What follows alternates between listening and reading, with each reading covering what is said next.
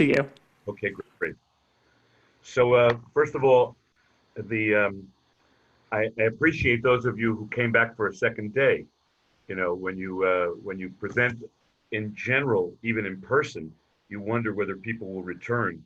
But certainly when you are presenting on Zoom and online in this anonymous universe, it's really quite, I would say, almost thrilling to know that somebody would come back for a second day. Tomorrow will be the real test. So today, I hope that in a certain way this is a transition, because yesterday, in talking about my experiences as a civil rights worker for Dr. King, an undercurrent of that conversation yesterday, maybe for some of you it was even in the forefront, was the influence that both Dr. King and Rabbi Heschel had upon me, also what they had upon each other, but had upon me in terms of my work and my life's work as a Jewish educator in the Jewish community. So today I want to take you into this world of Heschel. When we're done with this session, Ari is going to send you a link to an extraordinary half-hour video that I'll describe later on that will really give you a much more intimate sense of who Heschel was. And he's going to send you an article that I wrote with this title, The Spiritual Humanism of Abraham Joshua Heschel, Jewish Education for the 21st Century, which you don't have to read for tomorrow's session, just watch the film, but you can keep and you can look at, and we'll give you a more systematic presentation than I may give in these next 2 days in talking to you. So here's where I want to start. I'm going to assume that most of you know either little or nothing about Abraham Joshua Heschel. What I guarantee you is that even if you think you know something about Heschel, I believe you will gain from this session more than just a new perspective, but some really important knowledge. And here's where I'm going to start. After Heschel's death in 1972, his daughter Susanna went through his files. His daughter Susanna, by the way, is today one of the most distinguished professors of religion, not just in the United States, but in the world. She's a senior faculty member at Dartmouth College in New Hampshire, but she was one of the first Jewish feminists writing about Jewish feminism, and she's an extraordinary person. So she went through her father's files, and she found a lot of things. Today, almost his entire collection is at Duke University, where the entire library of Heschel's whole internal world is located. There's a little bit at Stanford in the King collection at Stanford, but those are basically the repositories of his work, his library, his manuscripts, etc. But in his files, she found certain things that appeared to be writing that he may have intended to publish, but he did not ever publish. And I'm going to read you one of those. And while I'm reading it, I'm going to put it up on the screen because I want you to see something really unique. Heschel, when he wrote in English, was writing in his 6th or 7th language. And what you'll see is that on the papers that I'm going to put before you, it'll be a little small for your screen because I can't get it big enough for you to see it entirely, but you'll get the feel of it. The way Heschel wrote was that when he had a thought or an idea, he was sitting at his desk and he would write it down on a legal pad, and then he would tear off the page and he'd put it on a pile on the right-hand side. And when the pile got to be about this high, he would hand it to his secretary and ask his secretary to type it up, and then type, by the way, remember that, type it up, and then he would edit it and make corrections. And eventually, the final copy, after she made the corrections, which of course in those days meant that you had to retype the whole page, those went to the printer and became books.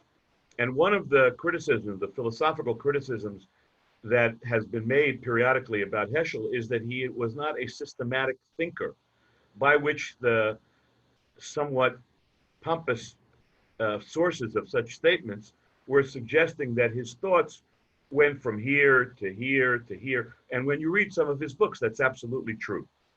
But in reality, the thoughts are so rich and so powerful, as you'll experience in this hour, that it really doesn't make any difference, because you could spend a lifetime on some of the things that he had to say.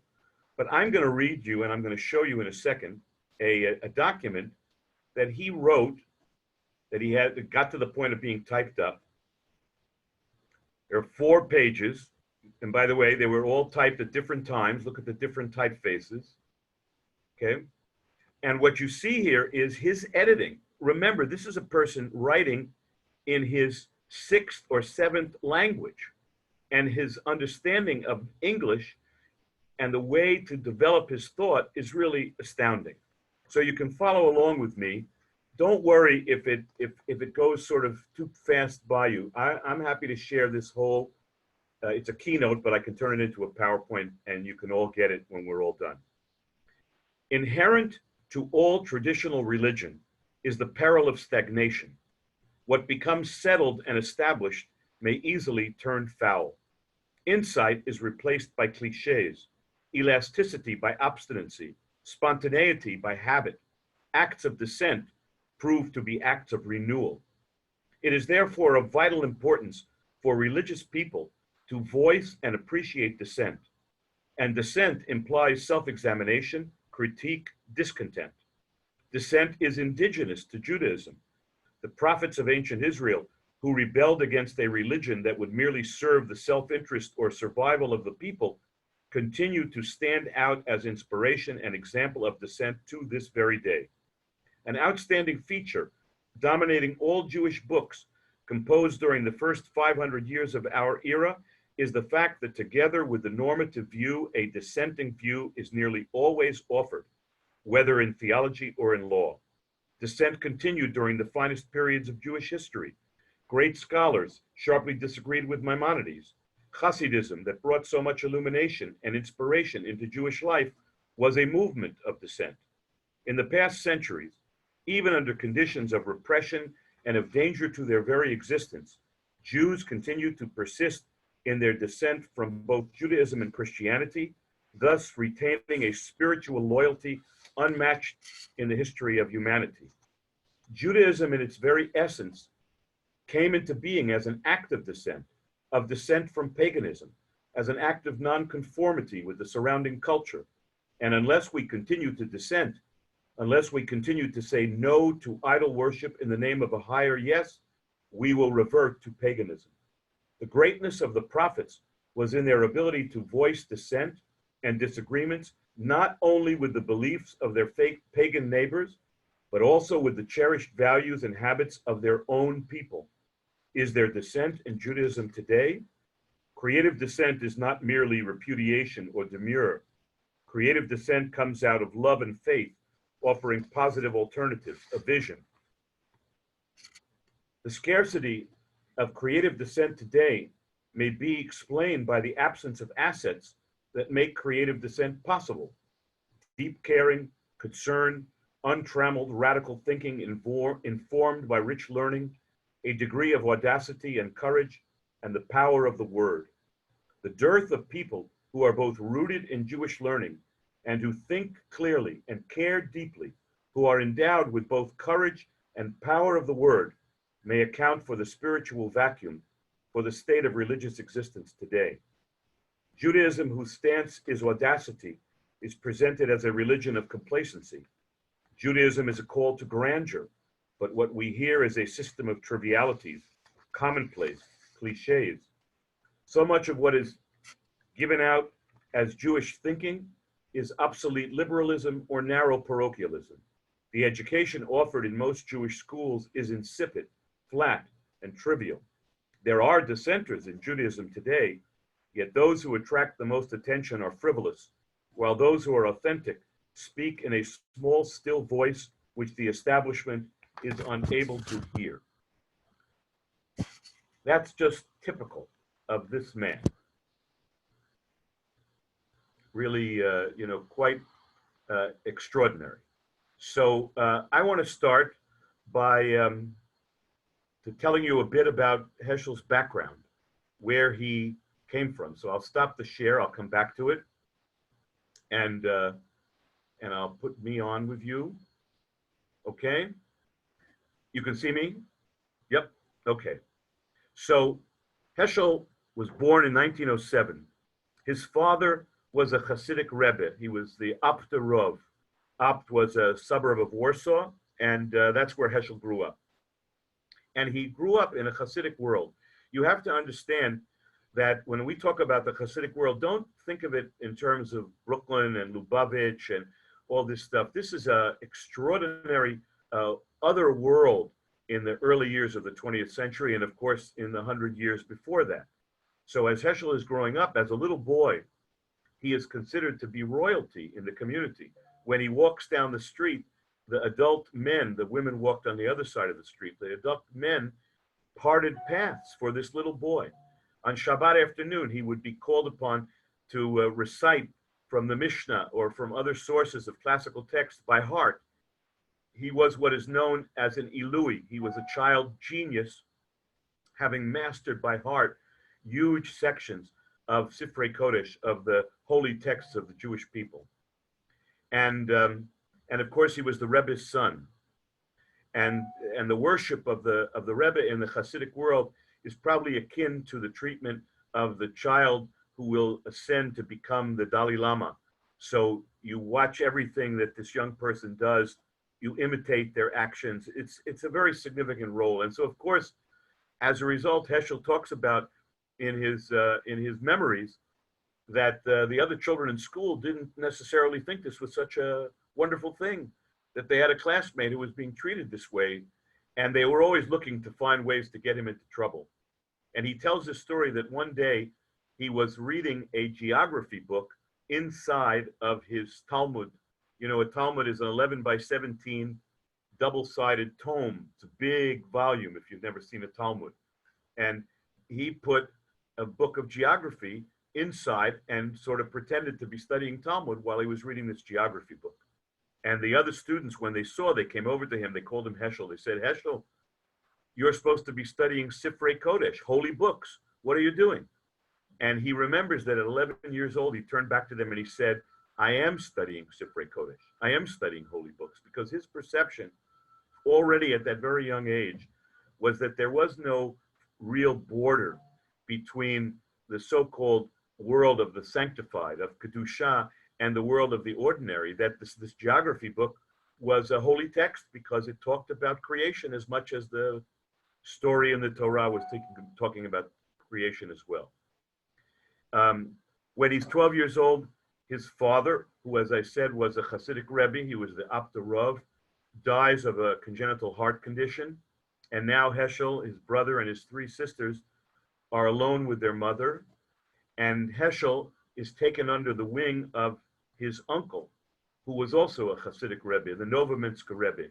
The descendant of the Novominsker, by the way, just recently died. In other words, these are dynasties. The son inherits from the father. Where the dynasty stopped as a result of the Holocaust, we don't have continuation. So like the Bratslav Hasidim don't have a Rebbe because the line just stopped in the Holocaust. In the case of the Abder Hasidim, Heschel would have been the descendant, but he chose not to take it. So there is no Abder Rav, at least that I'm aware of. But the Novominsker raised him. Now, when he was about 15, 16, remember, this is a boy whose only education is studying in a yeshiva, and not a modern yeshiva, a yeshiva where the only thing that you really study primarily, almost exclusively, is Talmud, but there's no instruction in science or literature or foreign language or anything like that. It's not like a modern day school, even a modern Orthodox day school. It's a real yeshiva. He goes to his uncle, the Novominsker, and he says to him, I want to go, he was living in Warsaw, I want to go to Vilna and study in the gymnasia. The gymnasia was like a modern day school. It was a place where you studied modern Hebrew language. You could also be studying in Europe in Yiddish, but you also studied all these secular subjects, in addition to studying some Tanakh, some Bible, some Jewish history, some literature, some poetry. It was a modern school. And the Novominsker records in his diary that he realized that when Heschel came to him, this young man, a teenager, and said to his uncle, I want to go to Vilna to study in the gymnasia, that if he said, as he was inclined to do, you cannot go, he would lose him forever. And that if he said to him, yes, you may go, he would also lose him forever. So he let him go. As an aside, some of you may be aware the Vilna was the seat of the Vilna Gaon, the great scholar of Lithuanian Jewry. And the Vilna Gaon was known in the followers of the Vilna Gaon became known, like my grandfather, as Misnagdim, Mitnagdim. They were the opponents of Hasidim, and they were the opponents of Hasidut. So the idea that this boy, who was in fact, he was carrying the mantle, he was the Abda Rav, was making his way to the heat of the opposition to study there, is really an astounding thing, and hard to even imagine how that worked and how that was. So he goes to Vilna, he enrolls in the gymnasium. Remember, he's had no education of a secular kind at all. And by 17 and a half, he is graduating with a full baccalaureate. He's mastered everything. And when he's in Vilna, he becomes friendly with this very radical group of young Yiddish poets who are called the Junge Vilna, the young radicals of the Vilna community. And he has a real relationship with them. He doesn't grow a beard, he shaves, which is not characteristic of the families that he's coming from. He wears a kippah or a hat when he's davening or when he's studying some holy text, Sifrei Kodesh, but otherwise he walks bareheaded in the streets, and he sort of functions as a modern with a link to this other world. And there's a great, beautiful story that one day he was walking in the forests outside of Vilna, and if you've been to Vilna, you know that the forests have trees with very small, what's it called? Well, now I can't, you see, you can't help me. The trunk of the tree is maybe this wide, not, gigantic like big trees, even though they're old. So as a result, when you're in the forest, the trees do a lot of swaying in the wind. So he's walking with this young friend of his from the Junge Vilna, and as they enter the forest, he takes out the cap that's in his pocket and he puts it on his head. So the Junge Vilna, suspicious of why he's doing this, says to him, Heschel, you don't cover your head all the time. Why did you put the cap on? And Heschel said, when I enter the forest, I feel as if the trees are praying, as if the trees are davening, because shuckling back and forth is the traditional mode of the Orthodox form, and particularly the Hasidic form of prayer. And so now you're talking about a young man already at this point, 18, 19. He has this sense of the world which transcends the Jewish world, takes in nature. You'll see later on, it certainly is able to take in all the others that he encounters. He makes his way to Berlin. We're now talking, he's born in 1907. So figure 1927, 1928, 1929, he's in Berlin. He enrolls at Humboldt University and will eventually receive what will be the last PhD issued by the German academic world, given to Heschel after the Nuremberg laws have been passed. Even so, his professors said that they could not deny this degree to him because his work was so brilliant. And you'll remember yesterday I referred you to his volume on the prophets. That book, The Prophets, is in publication form based upon the dissertation that he presented to the Humboldt University faculty. Now we're in the early 1930s. Hitler is in power, the Nuremberg laws are in effect, and the Jews have basically been removed from either being students or faculty in all of the universities, colleges, any other structure in the academic world. And the famous philosopher Martin Buber, who is then in his prime, known all over the world, creates in Berlin what you probably have heard about at one point or another, an institution called the Lehrhaus, in which Jews of all ages can teach and study. Even though they can no longer go to the university, they can at least continue to both study and teach in an academic universe. In an academic universe, and the Lehrhaus, as it becomes known, is really a remarkable historic institution of Jewish education. But by 1938, Buber decides that there's no future in Berlin, and he decides to move and make his way to Palestine, which he does. 1938, Heschel is 31 years old. Buber hands over the Lehr House to this 31-year-old. It's really, it's a statement of confidence, but it's a statement of Heschel's stature as well, which was quite remarkable.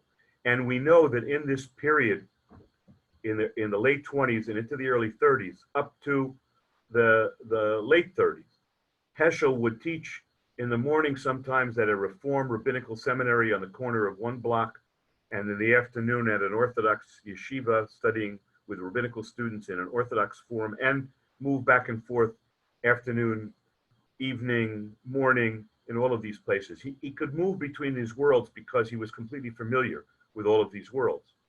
Then the Germans decide to throw all the Jews who are foreign Jews out of Germany. And all the Polish Jews are sent back to the Polish border. It's wintertime. Heschel almost dies in the 3 days that it took to cross that border because of the cold and the fact that they had no protection from the elements. He makes his way to Warsaw. He sees his mother and his sisters. His brother had already made his way to England. And at this point, he realizes that obviously he has to get out of here. And so he makes his way to England. He will never see his mother or his sisters again. They actually are not victims his mother dies when the Gestapo comes to take them away. She has a heart attack and dies. And his sisters, his three sisters, all die in the concentration camps. When he gets to England, he's part of this sort of refugee community. And then in the early 1940s, he is invited to teach at the Hebrew Union College in Cincinnati. You should know that the federal government at the time issued 18, not 24, not 300, 18 visas, 6 each for Yeshiva University, the Jewish Theological Seminary of America, and Hebrew Union College to bring of their choice 6 scholars from Europe to teach in their institutions. Those visas, they were allowed to come in. And Heschel got one of the visas coming to Hebrew Union College. He was, even though he was not a Reformed Jew, it was hard for him. You know, in those days at Hebrew Union College, the cafeteria affirmatively served lobster and shrimp as a statement. And it was hard for Heschel, to being the traditional Jew that he was. But he was never in his life did he forget that his life was saved by the Reform movement and by the college. He was always deeply indebted to them. But nonetheless, he teaches there in the 40s. It's a very alien environment for him. And finally, in the late 40s or early 50s, he's invited to New York to begin as a professor at the Jewish Theological Seminary of America. Now, I want to emphasize, when he comes to New York, he is invited to become a professor of Jewish ethics and mysticism. The seminary, for those of you who are aware of the institution, is rooted in and based on the concept of the study of Judaism that is called Wissenschaft des Judentum, the scientific study of Judaism, meaning that you don't study even classical text only on the basis of classical text. You study classical text in the context of literary criticism, comparing the way words appear in this place or that, a comparison of one ancient language to another. You use scientific method. And Heschel had never studied with scientific method. So even though he knew all of this, remember I told you before, he was an Elui, he had the entire body, almost the entire corpus of holy books, of Sifrei Kodesh, committed to memory. He was not allowed to teach any classical text. He was able to teach ethics, a very lovely subject, but not at the core of the seminary's curriculum, to say the least. And he was able to teach Jewish mysticism, but even there, not as a mystic himself, which he certainly was, but rather to try and do it in the spirit of Wissenschaft, which would be analytical, as in the work of the famous scholar of Jewish mysticism, Gershon Scholem. So in essence, what that means is that Heschel was brought to New York, but he was relegated to a very back of the room kind of status. The faculty looked upon him in a mystery. What does this guy do? In fact, Susanna tells a story that in the early 1960s, when he published yet another of his books of philosophy, this professor came up to her as a child, as like a 12-year-old. I mean, it's amazing. And he said to her, what is this stuff that your father writes? All of this philosophy. What is this? Like poetry? Because for the seminary faculty, if you want to write a book, it has to be filled with footnotes, and it has to be a critique of what somebody before you as a scholar wrote to legitimize your even taking on the topic. Heschel was writing books about ideas and no footnotes, or rarely is there a footnote. And so it wasn't recognized as being significant. And what happened at the seminary was that in those years, there was a break in the student body between students who were very interested in a rational approach to Judaism, led by Rabbi Mordechai Kaplan, who became the founder of the Reconstructionist movement, and the followers of Rabbi Abraham Joshua Heschel. And probably in a certain way, that dichotomy is not as obvious today because there's been a great deal of overlap, but it still exists. It's quite real. Now, Heschel comes to New York. He sits in his study. He prepares his classes. Two things happen right away. First of all, diametrically across the street at 122nd Street and Broadway is the home of the largest Protestant seminary in the United States, the Union Theological Seminary. And Heschel makes his way over there. And he quickly becomes a teacher on their faculty and one of the most popular people in the institution. He finds his way to the other at a time when there was no outreach from the Jewish community to the Christian community of any significance. You know, you had a Brotherhood Week where everybody pretended to talk to each other, but that was basically it. Heschel's teaching Protestant ministers by the time we get into the late 1950s. He becomes really close, maybe you could even say best friends, with Reinhold Niebuhr, who together with Paul Tillich was one of the two greatest theologians that the Protestant community, maybe even all of American religion, had in the 20th century. And as an interesting aside, Niebuhr, who was a tall, thin, string bean kind of guy, and Heschel, who was a sort of shorter, more dumpy guy, they would spend every Shabbat afternoon, sometimes even in the rain, walking from Heschel's home at 114th Street and Riverside Drive to the end of Riverside Drive at 72nd Street, and then back up together, looking basically like Mutt and Jeff, if you remember the cartoon characters, talking theology all the way through. And when Reinhold Niebuhr died, he had requested that Heschel give the eulogy at his funeral. You have to imagine that in the Riverside Church were gathered all of the creme de la creme of the Protestant church in the United States and probably from around the world. And it was Abraham Joshua Heschel, the rabbi, who was giving the eulogy requested by his friend Reinhold Niebuhr. So the nature of his relationships, when he built relationships, they were real, authentic, deep, and engaging, and they were quite powerful. But at the same time that he was building those relationships, he was also looking out the windows. And when we reached the early 1960s, he realized that the issue of race was becoming a fundamental gap, wedge in the American social fabric.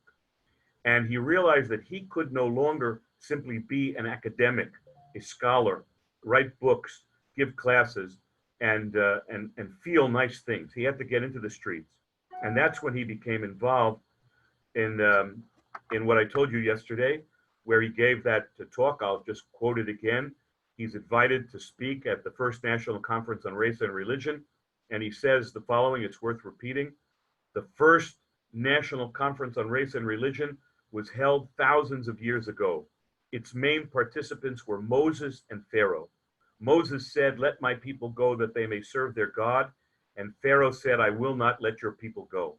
And then, speaking of 1963, Heschel continued and said, "That summit meeting has not yet been concluded.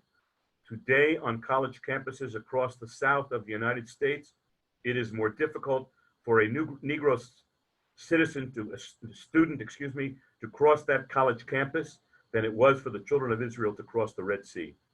And in 1972, in the in the spring of no in the spring of 1968, right before King was assassinated, when Heschel was already 61 years old.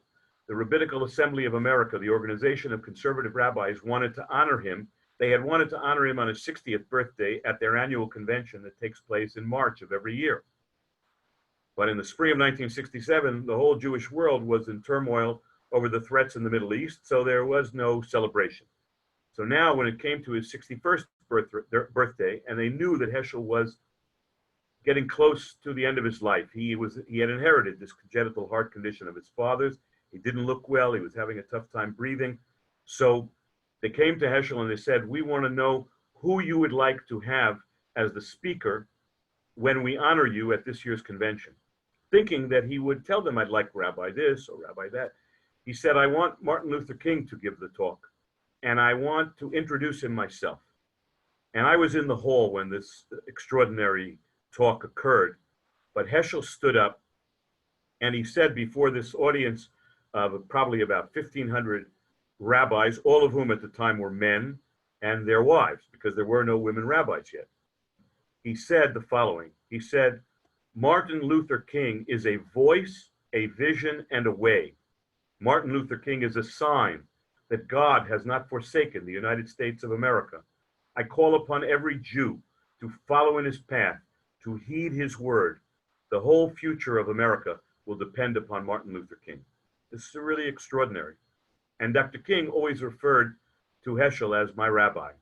And he gave a brilliant and beautiful talk that night about the nature of his view about Jews and Judaism, and of course about his relationship with Heschel and who Heschel was. So he had already engaged by 68. He was deeply involved. As I told you yesterday, he went south in 1965 to the Selma March, went by himself. He gave many talks and speeches about civil rights. He really brought Martin Luther King into the anti-war movement, and some of his deepest relationships were with people from all forms of other religion. It was a joke, actually, when we were all students at the seminary. You would sort of sit on the stoop, on the steps outside the building, and when any religious figure who was dressed in garb, and in those days anybody with any other religion always had garb on them, and they would walk up, you would know exactly, you want room, whatever Heschel's study was, I forget the exact room number, 500 something. That's where you wanted to go. Hare Krishna came to see him. Catholic monks came to see him. He was deeply attached to the brothers Berrigan, and in fact, Heschel died on the day that he spent the morning in the cold of a December winter day waiting outside the Danbury prison in Connecticut for the release of brother Daniel Berrigan from prison after having been in prison for doing damage to and destroying draft records in one of the Selective Service offices in the city of New York a few years before. I also want to add, I know I'm taking up a lot of my time today with biography, but it's important that you get this. I will get to at least give you a sample of some of his thinking. I promise. Heschel was also a major figure beyond just these social issues.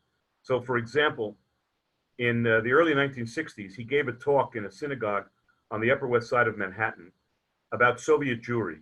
Now, at that point, pre-1967, the Israeli government had diplomatic relations with the Soviets, and they told the American Jewish establishment very clearly, we do not want any rough treatment of the Soviets over the treatment of Soviet Jews, who were very severely spiritually restricted at the time, because we want to keep things positive and calm.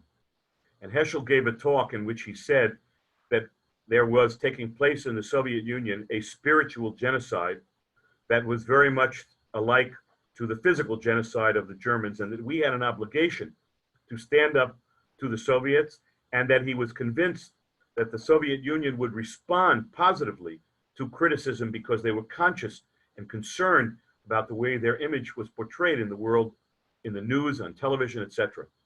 And so he gave this remarkable talk. When the talk was over, a group of people assembled very quickly thereafter, they had a conference to sort of talk about what they should do about Soviet Jewry.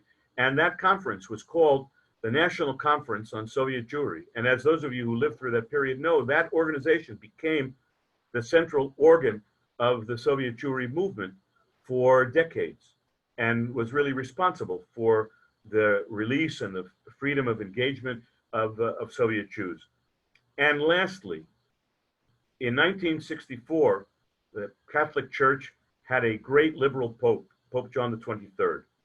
And as you may remember, if you're young enough, Pope John the 23rd called the Second Vatican Council into being. This was only the second time in the history of the Catholic Church that the body who had the privilege of being able to recognize and change anything that they wanted in the church doctrine was meeting to do so. It was quite amazing. It's like the Sanhedrin being gathered together. And Pope John the 23rd was a great liberal, and he had the agenda committee propose a document that would basically change the teachings of the church with regard to the Jewish people, eliminating once and for all the claim that the Jewish people forever were responsible for the death of Jesus, and removing from the liturgy and from the teachings any reference that was negative to the Jewish people, including the famous conversion of the Jews, which was part of the doctrinal structure of the Catholic Church. So, so there was a tremendous movement forward in this liberal vein. And then John the 23rd had a heart attack and he died. And after selecting a new pope, Pope Paul VI, while he himself was also a liberal-minded person, he decided that he did not want to ruffle all these feathers. And so he had, or agreed to the removal of this Jewish question from the agenda. Heschel was sent to Rome to convince the Pope that he must return this item to the agenda, that he could not remove this from the agenda of the Vatican Church, from the Vatican Council. And Heschel went to Rome and he pleaded this case before the Pope. He met with the chairman of the agenda committee, Cardinal Bia. He taught some Talmud from the magnificent volumes of Talmud that are somewhat illicitly in the Vatican Library in its archive. And the church changed its mind. And the document called the encyclical on the Jews, Nostre Aetate, as it is known, is to this day the document that changed the perspective of the Catholic Church and the teaching of the Catholic Church with regard to the Jewish people. Once again, Heschel was criticized, particularly from the Orthodox community. People felt it was beneath our dignity to go and sort of plead before the Pope that he had to include this document. And Heschel said, people who say that this was beneath us are not aware of the danger to Jewish life that exists in many Catholic countries to this day in places around the world. And so he stood up and he created something really extraordinary. So I want to now take you back to my shared screen and share with you just a few things of thinking. So first of all, this is just a picture of Heschel in Rome meeting with Cardinal Bia. They're discussing an article that's in a collection of one of the Jewish newspapers from Berlin, but he spent days. And by the way, as an aside, Pope Paul VI became very close to Heschel. He had brought him several of his books. And as of at least 10 years ago, the only time that a sitting pope referred to a non-Catholic source, forget about a Jewish source, a non-Catholic source in a Sunday teaching, in a Sunday homily, was when Pope Paul VI quoted from Heschel's book, God in Search of Man. He was deeply taken by Heschel's concept of the relationship between God and the human being. Okay, so now let's take ourselves to some aspects of Heschel's thought. So here's one. I'm going to give you a few, and then we're going to continue with this after you see the film tonight, and we'll have some time this afternoon to have some questions, and we'll have more time tomorrow for questions as well. But I want to just give you some samples of the way he thinks. So here's one which sort of sets a person in motion. These are sort of spiritual qualities, if you will, spiritual moments, if you will, that Heschel identifies. Over and above personal problems, he says, there is an objective challenge to overcome inequity, injustice, helplessness, suffering, carelessness, oppression. Over and above the din of desires, there is a calling, a demanding, a waiting, an expectation. There is a question that follows me wherever I turn. What is expected of me? What is demanded of me? So when I read this, when I study this, I often study these quotes with parents. I'd say just imagine if a small element of this spirit was in all of us, in our teachers, in us when we parent, and certainly in our children. That it's not just a matter of a sort of free for all on the road to riches. That there's an understanding of the human condition. We're now seeing on our streets, as we said yesterday, a manifestation of exactly this. Young Americans, most prominently young American whites, high school and college students, and even younger children, who are exactly having this experience that Heschel is talking about. What is expected of me? What is demanded of me? And they want action because they want to act. Now, I referred earlier to what now I'll call pluralism. I don't like the word because we end up using it in the Jewish community when we're talking about whether Jews who are Reformed can be in the same room with Jews who are Orthodox. I think it's an intellectual term and even a spiritual term, as you will hear in this reading by Heschel. And that's the way it should be understood. So I tend not to want to use it. But as you know, it's a very popular word. Here's what Heschel says. A central concern in Jewish thinking is to overcome the tendency to see the world in one dimension, from one perspective, to reduce history exclusively to God's actions or to man's action, either to grace or to man's initiative. The marvelous and the mundane, the sacred and the secular, are not mutually exclusive, nor are the natural and the supernatural, the temporal and the eternal kept apart. The heart of the relationship of God and man is reciprocity, interdependence. The task is to humanize the sacred and to sanctify the secular. It's an extraordinary thing for a rabbi of Heschel's stature to say, but it's really what he meant when he told those students that when he was reading that geography book inside of his Talmud tome, that he was studying Sifrei Kodesh, that he was studying holy books.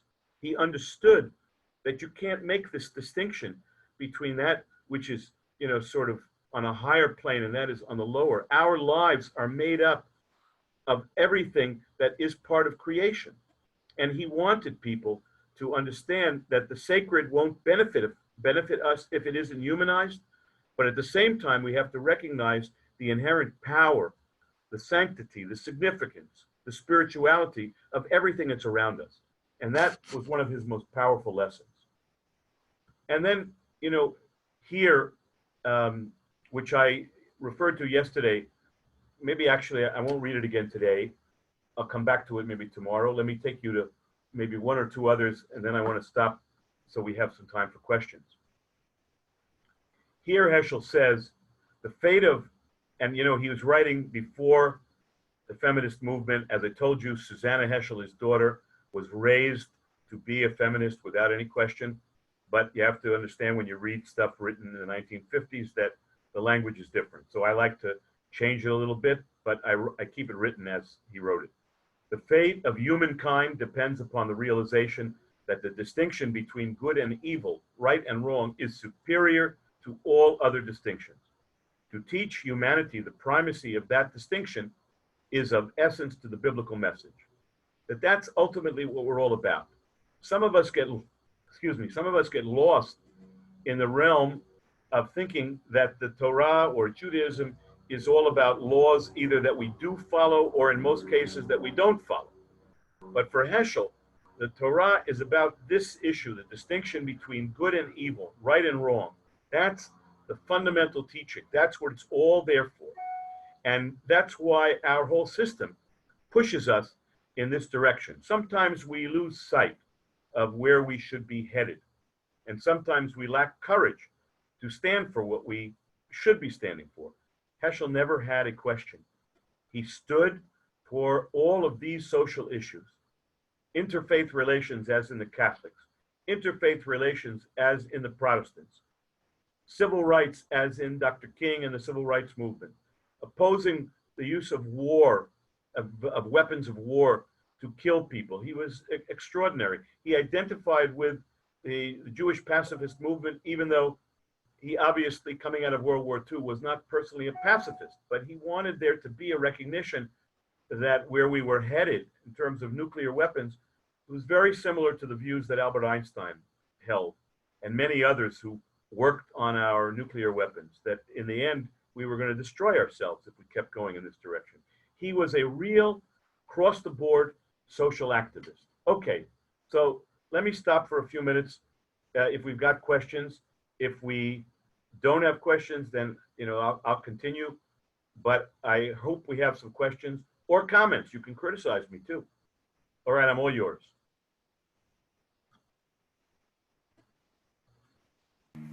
I see that we have a question from Rabbi Eli Spitz. I'm going to unmute Rabbi Spitz if he would like to. He can choose to unmute and ask the question himself. Otherwise, I can ask it for him. I am inspired listening to you describe Rabbi Heschel today, as I was yesterday with your description of the young people in the civil rights movement.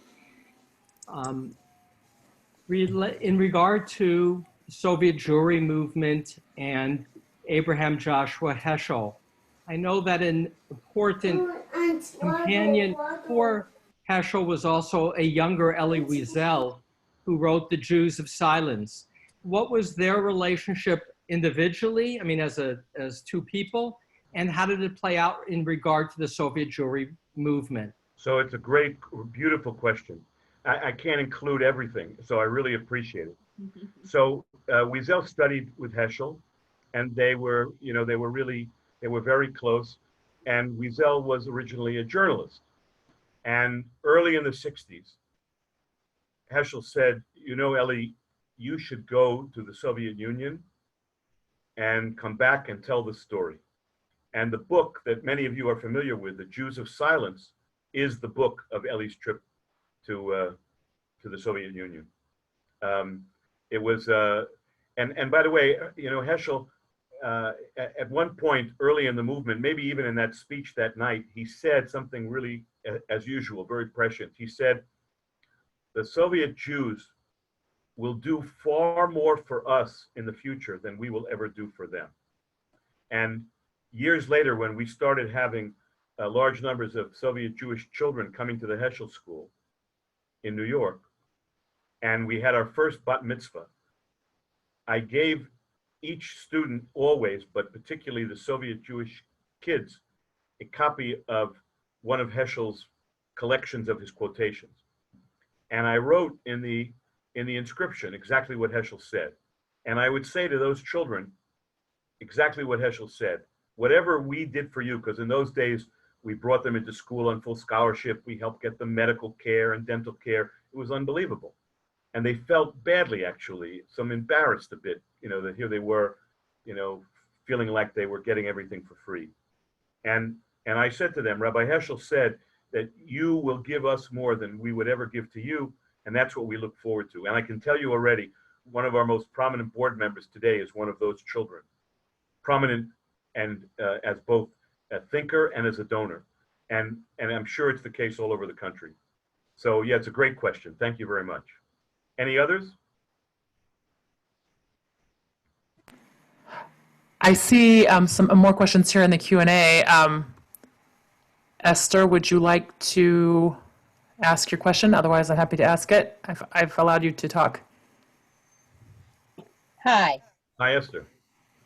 Good to see you. Good to see you too. After 57 years, a long time.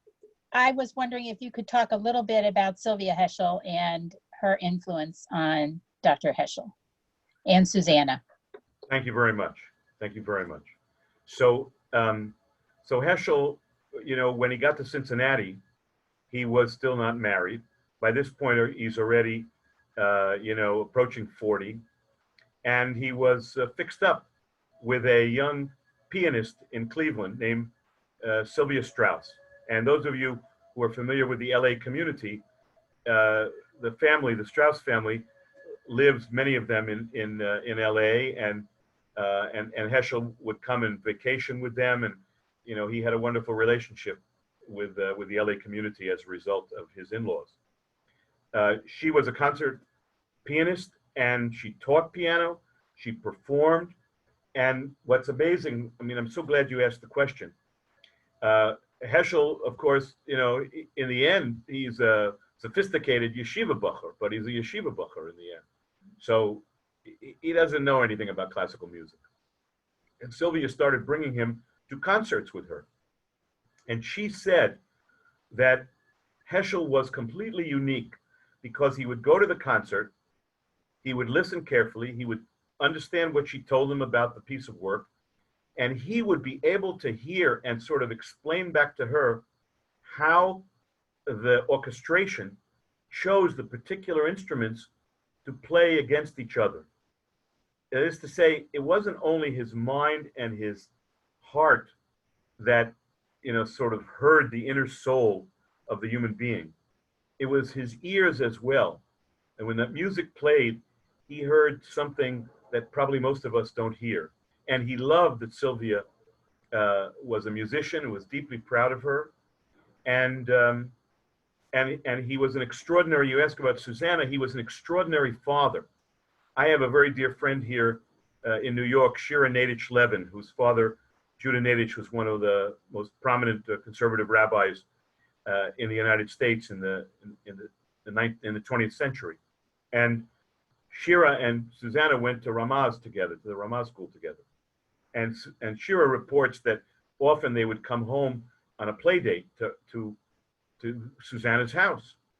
And when they'd get there, Heschel would put away his books. He'd get down on the living room floor. They'd turn over the couches and would make a fort. And he would play with them as if it was the most natural thing in the world. And you have to sort of imagine, okay, yes, of course he's a father like all fathers. But still, it's really, it's extraordinary to understand that he was completely and totally present there. And when Susanna was ready for her bat mitzvah, so now you had an issue, because at that time, the seminary synagogue, Jewish Theological Seminary Synagogue, even though this was the conservative movement, had a mechitza. And the girls did not read from the Torah.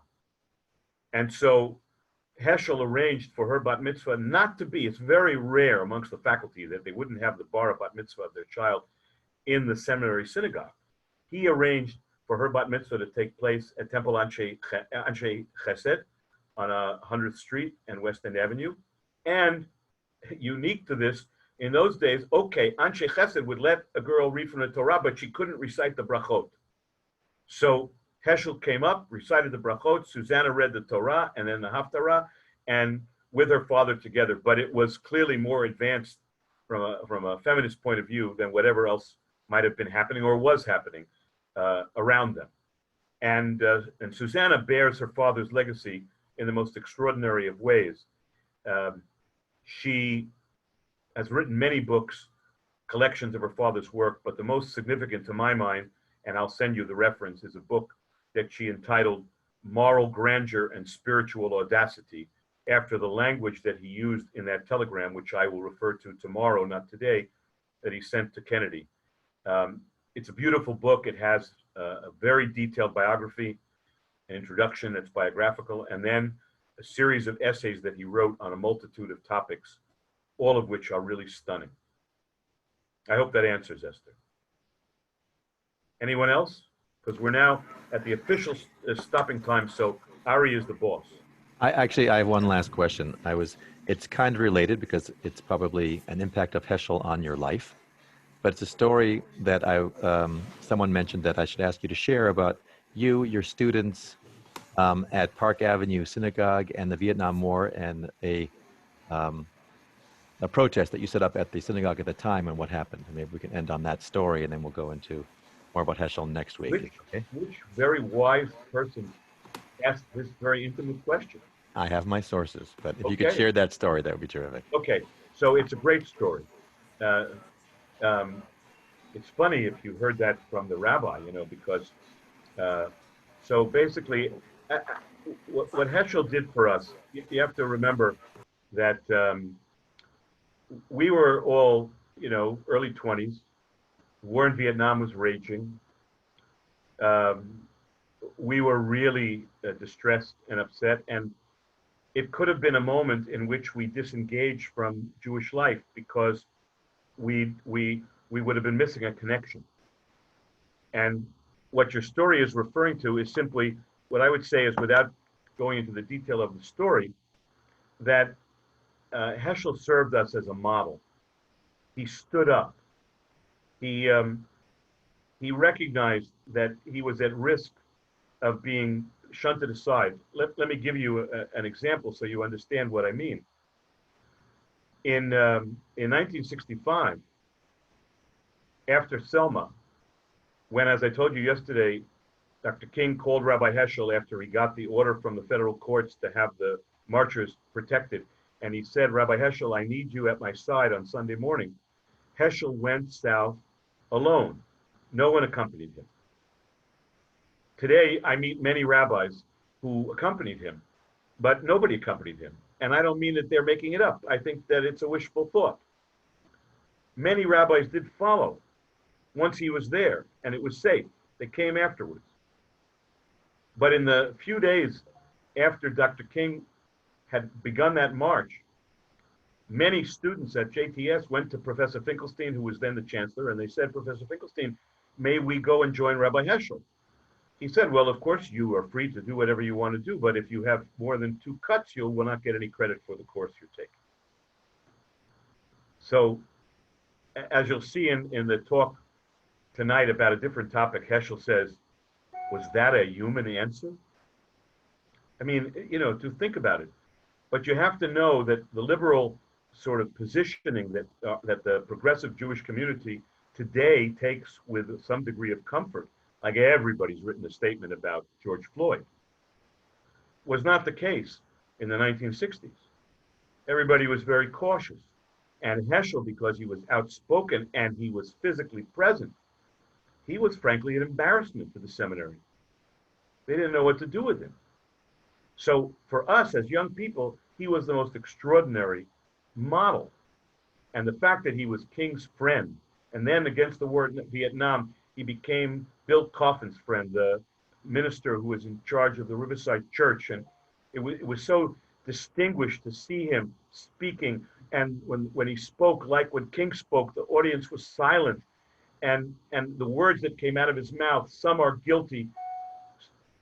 In a free society, some are guilty, all are responsible. These kinds of words sort of moved us to action. And so the quality of the inspiration that we got from him was astounding. And for me, to this day, it never goes away. And I want to just add one thing, which you'll find interesting. It's a long time ago. And basically, Heschel's name is on the Heschel School in New York. And we have his picture up on a wall. And I come and speak every year at King Day and talk about the relationship between Heschel and King to the younger children. And we even have a class for seniors about Heschel's thought.